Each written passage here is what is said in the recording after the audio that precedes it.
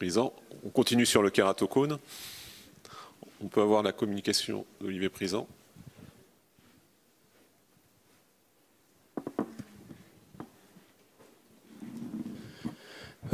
Merci beaucoup Charlie pour ton invitation. Je reviens avec plaisir dans ce haut lieu de l'ophtalmologie française. Et c'est le premier congrès en présentiel que je fais depuis le début de la pandémie, j'espère pas le dernier. En tout cas, je suis ravi de venir donc vous parler des nouveautés dans la chirurgie du kératocone. Il y a beaucoup de nouveautés. Donc là, on va plutôt axer la communication sur le laser. La prise en charge du kératocone, outre les lentilles, elle est chirurgicale. Elle peut être soit conservatrice lorsqu'on a un kératocone qui n'est pas trop avancé, en pratique avec un Kamax inférieur à 60, ou sinon au-delà, c'est souvent une greffe de cornée. Donc là, on va parler de la chirurgie conservatrice du kératocone, qui a un double objectif. Premièrement, améliorer la vision en régularisant la cornée au moyen... Ça marche pas ? Oui. Au moyen de deux méthodes, une méthode additive que sont les anneaux et une méthode ablative qui est le laser topoguidé. Le laser étant toujours réalisé en association avec un cross-linking, ce qui n'a pas été réalisé avant. Donc ça permet d'améliorer la vision en régularisant la cornée, puisqu'il y a une étroite corrélation entre la déformation géométrique et la détérioration visuelle, et d'autre part, ça permet de stabiliser l'évolution quand toutefois le kératocone est évolutif. Donc en fait, le principe de cette chirurgie, c'est d'induire un aplatissement personnalisé, tant avec les anneaux intracornéens qu'avec le laser. Donc on essaye d'induire un aplatissement qui sera personnalisé, qui permettra de compenser la déformation kératoconique et essayer de normaliser le plus possible la topographie cornéenne. Donc on va plutôt axer cette communication sur le laser. Le laser, c'est le laser excimer, il est fait en version topo-guidée. On essaye de ne pas enlever plus de 50 microns d'ablation, le but étant de régulariser la cornée pour enlever les aberrations d'ordre supérieur et faire remonter la meilleure acuité. On fait remonter la meilleure acuité, mais on corrige également, autant que faire se peut, la métropie sphéro-cylindrique. Et on associe toujours cette procédure au cross-linking, à moins qu'un cross-linking ait déjà été réalisé préalablement. C'est une procédure qui a été largement décrite principalement par Kanellopoulos depuis de nombreuses années, ça s'appelle le protocole d'Athènes. Et donc, ce protocole peut être utilisé en première intention quand on a des kératocones peu avancés, avec des Kamax pas trop détériorés et une meilleure acuité, on va dire qui est au-dessus de 7 dixièmes. Ou sinon, le plus souvent, c'est fait en association et après la pose des anneaux intracornéens. Donc l'association des deux permet d'optimiser la régularisation cornéenne. Et lorsque on a une forte myopie, c'est beaucoup plus rare, on utilise en conjonction les implants FAC de type ICL. Donc voici un premier exemple. Il s'agit d'un patient qui a un kératocone peu avancé avec un Kamax à 46, une meilleure acuité diminuée à 8 dixièmes. Donc on va faire ce protocole d'Athènes. Vous voyez que là, le but visuel est presque plus un but réfractif parce que la meilleure acuité est vraiment très conservée. Le but, ça va être presque de corriger la métropie sphéro-cylindrique. Donc on fait ce protocole. Voilà. Et donc, vous voyez qu'on fait remonter la meilleure acuité, mais surtout on normalise la réfraction en parallèle de normaliser la topographie cornéenne. Un deuxième exemple, il s'agit d'un jeune homme de 16 ans qui présente un peu le même type de configuration, un kératocone peu avancé, une meilleure acuité un petit peu diminuée avec une petite amétropie. On fait pareil, le même protocole. Et là, on fait vraiment d'une pierre trois coups. On va faire remonter sa meilleure acuité, on va l'émétropiser, le patient est très content. Et en plus, comme il s'agit d'un jeune homme de 16 ans, on va également stabiliser l'évolution de sa maladie. Troisième exemple, même cas, donc 19 ans, mais cette fois un kératocone beaucoup plus avancé, un Kamax à 56, une meilleure acuité beaucoup plus diminuée à 4 dixièmes et avec une amétropie plus importante.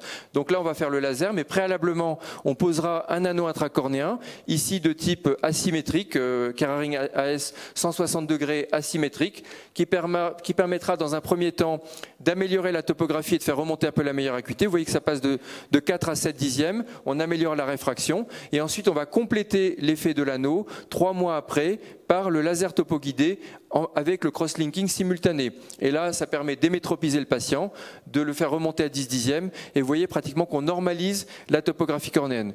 En dessous, vous voyez les deux vous voyez les deux cartes différentielles qui montrent l'effet des anneaux d'une part, l'effet du laser d'autre part. Et quand on fait l'addition de ces deux cartes différentielles, on obtient l'effet total thérapeutique de la double procédure. Et vous voyez qu'on a pratiquement l'image en miroir du kératocone initial. Donc on a normalisé la topographie et on a normalisé parallèlement la vision.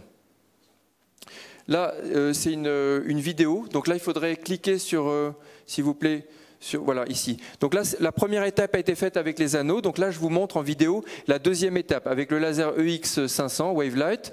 Donc on aura préalablement rentré dans le laser la topographie faite à l'aide du pentacam.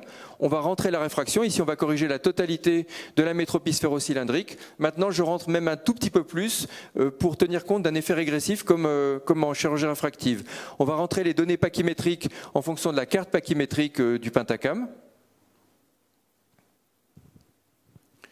Et là, on va jouer sur la taille de la zone optique. Pareil qu'en chirurgie réfractive, pour essayer d'obtenir une photoablation, ici on a 52 microns, qui soit en dessous de 50 microns. Ici, on n'a pas besoin de réduire la dimension de la zone optique, puisqu'on est déjà relativement bas en termes de profondeur d'ablation. Mais quand on a 80-90 microns d'ablation, on réduit la profondeur d'ablation en jouant sur la taille de la zone optique. Ensuite, il faut parfaitement aligner le patient parce qu'il s'agit d'une procédure qui est quand même très torique, donc il faut vraiment être bien aligné.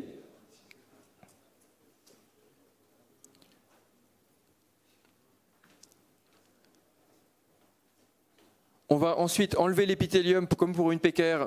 Moi, j'utilise la brosse d'Amoyle. Il y a des gens qui le font en transépithélial. Moi, je le fais, j'enlève l'épithélium mécaniquement. Et ensuite, on va faire la photoablation directement avec le laser excimer. Et ensuite, depuis quelque temps, j'utilise la mitomycine pour avoir un meilleur résultat réfractif. Une fois qu'on a rincé la mitomycine, on va imprégner la cornée avec de la riboflavine sans dextran pendant 10 minutes. Et une fois, vous voyez qu'on a l'anneau, on voit l'anneau ici qui a été posé préalablement. Et une fois que une fois qu'on a bien imprégné la cornée, on va faire la fluence. J'utilise 10 milliwatts pendant 9 minutes. Donc c'est un protocole semi-accéléré. Il ne faut pas accélérer. Les protocoles en 3 minutes, ça ne marche pas très bien. Voilà, et puis ensuite on va rincer la riboflavine, mettre une lentille de protection qu'on retirera 3-4 jours après l'intervention.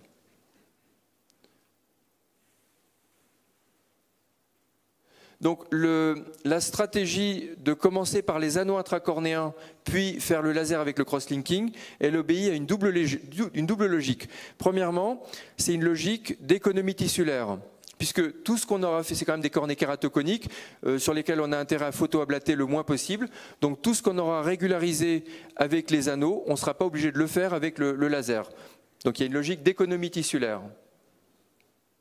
Il y a également une logique de précision, puisque les anneaux ont un très fort pouvoir de régularisation, en revanche ont une relativement faible précision. Et donc on complétera et on affinera le résultat obtenu avec les anneaux, après avec le laser topoguidé, qui aura beaucoup plus de précision réfractive et visuelle.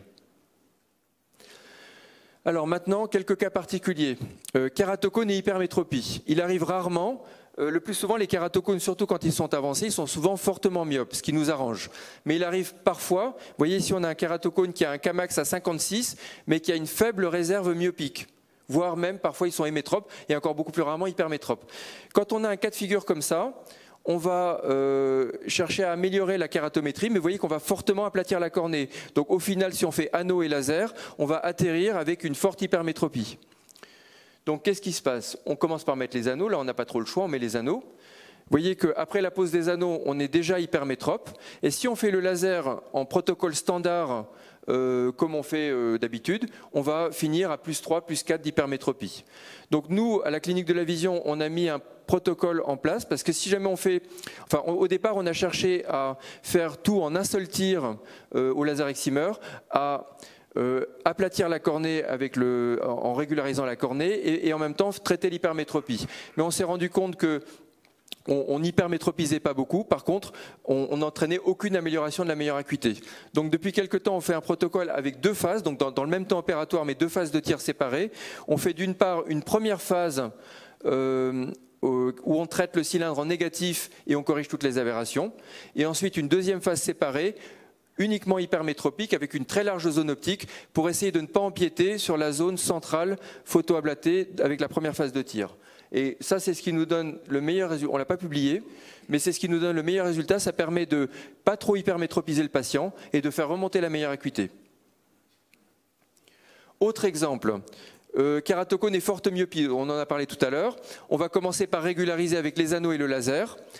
Les anneaux et le laser vont permettre de corriger une bonne partie de la myopie, mais pas tout. Ici, on a moins 15 en équivalence sphérique, donc on va corriger à peu près moins 6, moins 7, mais il nous restera moins 7. Donc après, évidemment, on peut mettre des lentilles, mais si on reste sur l'option chirurgicale, vous voyez, on a fait les 2 premières phases de chirurgicale, anneau et laser, on arrive à 7 dixièmes et on a toujours une forte myopie. Donc si le patient ne veut pas porter de lentilles ou est intolérant, on part sur les implants FAC ICL. Voilà, qui permettent d'émétropiser les patients et qui donnent des patients très contents.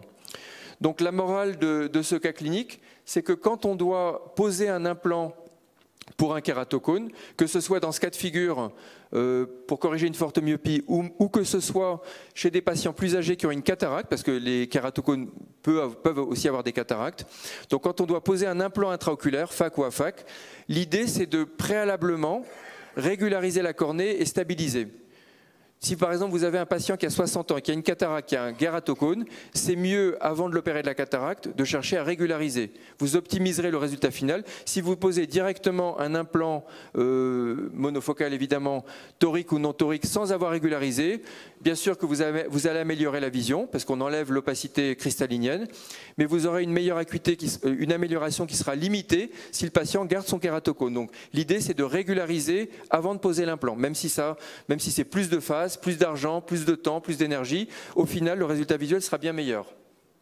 Donc cette logique, elle est valable pour les implants FAC ou AFAC. Autre exemple, ça c'est un cas de figure qui peut se présenter. Finalement, c'est un patient qui voit 10 dixièmes, qui a un kératocone très modéré des 2 côtés, qui n'est pas évolutif et dont la demande est pratiquement réfractive, puisque corrigé, il voit 10 dixièmes des 2 côtés. Donc ça, c'est un cas, il y a encore quelques années, qu'on aurait réfuté. On n'aurait pas fait de chirurgie réfractive là-dessus, avec un kératocone, évidemment pas en LASIK, et pas non plus en PKR. Eh bien, tout ce qu'on a appris avec ces années de chirurgie du kératocone nous ont montré qu'on peut tout à fait traiter ces patients au laser excimer, en mode topo-guidé ou pas topo-guidé, en ajoutant du cross-linking. Donc ce n'est pas le LASIK extra, parce qu'on ne fait pas de LASIK là-dessus, mais c'est ce qu'on appellerait la PKR extra, c'est-à-dire le protocole d'Athènes, mais à visée réfractive. Vous voyez ce qu'on obtient?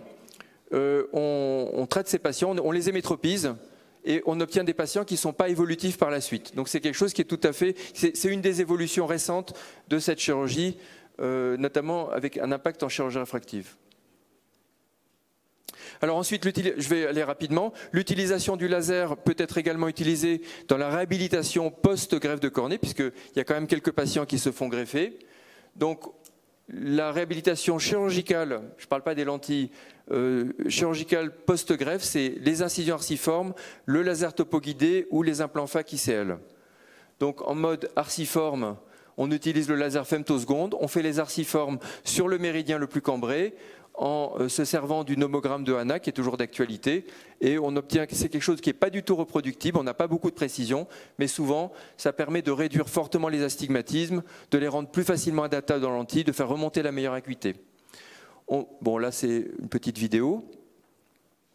On marque bien l'axe horizontal parce qu'évidemment la procédure est très torique.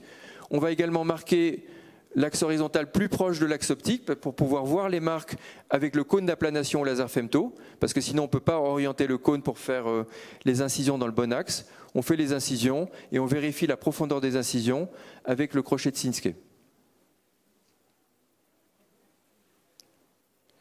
Ensuite, le laser topo guidé, bon, il n'y a pas de choses très particulières, c'est simplement une procédure qui marche assez bien. Vous voyez par exemple dans cet exemple de patient greffé qui a 5/10 avec une forte amétropie sphéro-cylindrique, on lui fait un laser topo guidé et on obtient quelque chose de très satisfaisant sur le plan visuel. Donc en conclusion, la réhabilitation visuelle chirurgicale du kératocone, c'est la régularisation cornéenne au moyen d'anneaux intracornéens et de laser topoguidés, ce que souvent on combine dans le même temps opératoire. Le laser peut être utilisé seul ou en combiné avec les anneaux, mais il est toujours associé au crosslinking. Ne jamais faire du laser topoguidé sur un kératocone sans avoir fait préalablement un crosslinking. On obtient souvent des résultats, donc ça fait remonter la meilleure acuité, mais sur le plan réfractif, ça permet souvent de corriger une bonne partie de la métropie, et ceci d'autant plus qu'on a pas mal de recul, beaucoup d'expérience, ce qui nous fait parler du concept de chirurgie réfractive du kératocone, parce que c'est pas parce que les patients ont des kératocones qu'ils ne demandent pas à bien voir sans lunettes, ils le demandent presque toujours, donc souvent, mais pas toujours, on peut répondre à cette demande. La notion de laser de PKR extra qu'on a vu tout à l'heure, pour des kératocones frustes avec des demandes de chirurgie réfractive. La notion d'implant intraoculaire, FAC ou AFAC, avec la nécessité, pour optimiser, de régulariser préalablement et de stabiliser avec des procédures cornéennes avant de poser l'implant. Et enfin, l'utilisation du laser après greffe, que ce soit en mode femtoseconde pour réaliser des arciformes ou en mode laser topoguidé. Voilà, on a vu pas mal de choses. Je vous remercie beaucoup de votre attention.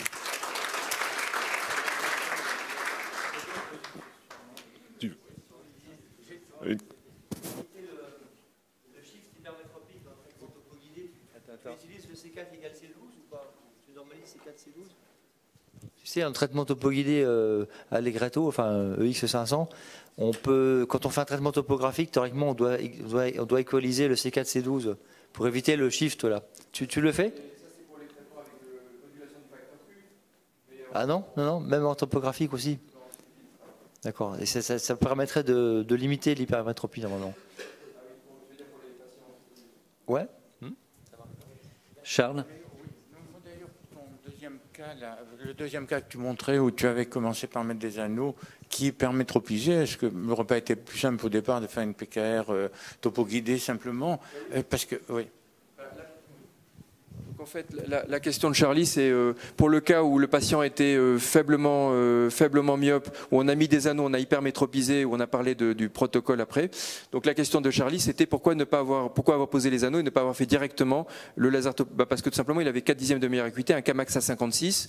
Et si tu fais uniquement du laser topo-guidé, tu améliores beaucoup moins, tu régularises beaucoup moins, tu réduis beaucoup moins les aberrations d'ordre supérieur que si tu fais anneaux qui ont un très fort pouvoir régularisateur. Il a une cornée très déformée. Il était faiblement myope, mais avec une cornée très déformée. Et tu ne peux pas régulariser tout ça avec juste le laser.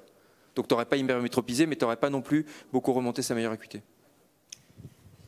Une dernière question.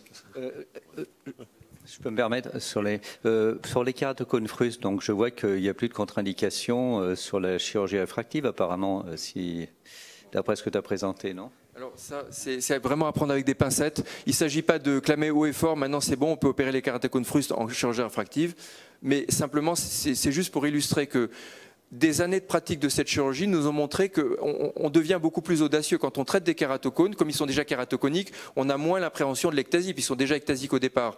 Mais on s'est rendu compte qu'en faisant beaucoup de laser, en lasérisant, en enlevant 50-60 microns, voire parfois un petit peu plus, au kératocone, en faisant du crosslinking, on obtient, sur des années avec quand même beaucoup de recul, on obtient vraiment des cornées très stables et on obtient des résultats très réfractifs. Donc pourquoi ne pas proposer ça à des patients qui sont purement réfractifs? Bon, maintenant de là à dire c'est bon, on peut y aller, il n'y a plus de problème, il faut quand même faire très attention. Des patients qui n'ont pas de vraie ectasie au départ et de leur coller une ectasie, c'est quand même pas. Faut faire attention, faut même avoir un petit peu d'expérience, mais ça rentre dans le domaine du possible, mais il faut y aller quand même avec des pincettes. Oui. Pour relativiser un petit peu l'enthousiasme d'Olivier, il faut quand même se rappeler que dans le protocole d'Athènes, il y a des patients qui développent un EZ majeur qui peut être très handicapant sur le plan visuel. Donc associer le crosslinking et la PKR en un temps, ça comporte des risques. C'est-à-dire, je vois qu'Olivier met la mitomycine, hein. c'est pas anodin. Et deuxièmement, maintenant on commence à avoir des résultats à long terme de séries importantes de crosslinking à 5 ans, 7 ans. et il y a un aplatissement de la cornée. Il y a un shift hypermétropique après ce crosslinking, comme on l'avait aussi avec la kératotomie radiaire. Et donc, ce qui paraît être une cornée stable à quelques années, ça va peut-être être un hypermétrope à 10 ans. Ça, je trouve aussi une chose qu'il faut garder un petit peu en mémoire. Juste une petite remarque, quand tu dis que tu fais un traitement topo-guidé, donc c'est sur ta topographie Orbscan, hein? Pentacam, d'accord, ok. Mais après, pourquoi enlever l'épithélium? Parce que l'épithélium peut modifier complètement ta forme de cornée antérieure. Et alors pourquoi tu le fais pas en trans systématiquement, quoi? Ça serait, à mon avis, encore plus efficace. C'est une très bonne question. C'est vrai que d'utiliser l'épithélium comme masque d'ablation pour accentuer l'effet de régularisation, c'est une très bonne idée. C'est ce que fait Canellopoulos, hein, c'est dans son protocole. Moi, j'ai essayé de le faire et ça donne de très mauvais résultats, donc j'ai arrêté de le faire. Ça, c'est purement personnel. J'ai essayé de le faire sur une dizaine de patients et j'obtiens vraiment pas des bons résultats. Donc, j'enlève l'épithélium mécaniquement et c'est là que j'obtiens les bons résultats. Le gros problème, là, c'est qu'on a une hyperplasie épithéliale majeure de part et d'autre de l'anneau. Et donc, si on regarde le mapping épithélial après un anneau, c'est quelque chose qui est complètement irrégulier. Au centre, c'est tout fin et à côté de l'anneau, c'est très, très épais. Et donc la difficulté aussi, c'est que la topographie, elle est faite par rapport à la surface épithéliale et pas par rapport à la surface stromale pour l'instant. C'est vrai que la majeure partie des lasers topoguidés, je les fais après anneau et non pas directement sans rien. Or, Canellopoulos, il ne met pas d'anneau, donc il met, ou pratiquement pas. Enfin, donc le fait de faire sur une cornée vierge qui n'a jamais été opérée, peut-être que c'est mieux dans ces cas-là de faire en transépithélial. Mais peut-être qu'après anneau, comme dit Vincent, compte tenu de l'hyperplasie induite par l'anneau, c'est peut-être pas une très bonne idée. Dernière question.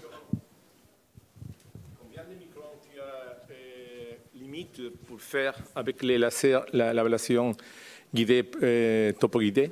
Alors, en théorie, pas plus de 50 microns. Mais après, ça dépend aussi de la pachymétrie de départ. Il y a des kératocones qui ont 420 avant la photoablation et d'autres qui ont 490. Pareil, avec l'expérience, j'ai tendance à enlever un peu plus, enfin, quand c'est possible, j'ai tendance à aller un petit peu au-delà de 50 microns pour privilégier un résultat réfractif, pour essayer de corriger le maximum d'amétropie sphéro-cylindrique, pour essayer d'émétropiser au maximum les patients, quitte à aller un petit peu au-delà de 50. Mais j'ai fait peut-être des centaines de patients avec 50. Et quand j'ai vu que ça allait avec 50, je vais un peu plus loin. Je fais facile 60-70, mais si on a au moins 480 microns, 470 au départ. Et si par exemple il y a 408, 410, là vraiment beaucoup plus attention. Et vous avez expérience avec les asymétriques de base, les anneaux? Les anneaux asymétriques de base. Ah oui, oui. Les anneaux asymétriques, tu veux dire les Kerarin AS? Non. Les autres, les Kerarin, c'est 330? haute. C'est asymétrique, mais il y a une autre anneau. Il y a des anneaux Intrasec, par exemple. C'est ceux qui ont une base plus large. Oui. C'est 800 et 1200 microns. C'est développé par Michael Camoun. Oui, j'ai peut-être depuis 4 mois, 5 mois, je commence à les poser. Je n'ai pas vu beaucoup de différence avec les anneaux de médicaments. Bien, je propose qu'on passe au sujet suivant. On va aller quitter le kératocone pour la sécheresse.